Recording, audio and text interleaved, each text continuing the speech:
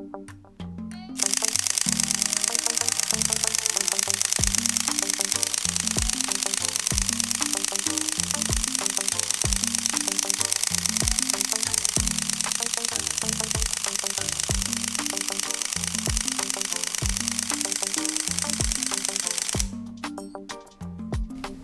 A7III 2021.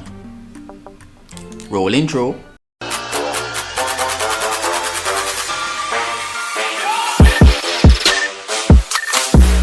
What's up guys? So I'm here again to tell you that old cameras, probably like 3, 4, 5, 6 years back, can still rock it. Yeah, you still can get some awesome footage from it. So this is my Sony A7III, which came out in April of 2018, and when it just came out it was selling for like $1,999. It was like the talk of the town. Yo, 24 megapixel camera, 10 frames per second, image stabilization, full frame sensor, 4K, low light shooting. Yo, this was like the bomb back then. They have a couple of the cameras that came out after this: the Sony A7R3, the Sony A7R4, the Sony A7S3, the Sony A9 II. So much cameras came out after this. Now we have the Sony Alpha 1, which is a beast of a camera. But I still have my A7III shooting with. Sometimes I rig it out. I still use this and take my portrait sessions. But currently I don't really use it to shoot my YouTube videos anymore, since I got the Blackmagic Pocket Cinema 4K. So if I do my wedding videos, I use my Blackmagic 4K to get the video moments. But if I do in portrait session, I use my A7III. And it is very reliable for me with the 2 memory card slots, and I can record externally to the Ninja, which I'm looking at right now. Would I recommend this to anybody who's just coming into photography or cinematography? Yes, of course, why not? This is still an amazing camera. This is still an amazing camera. Not because something new is out means that, yo, you have to get it. Old tech can still work. I've used this camera to shoot music videos. I've used this camera to do interviews. I've used this camera to do weddings.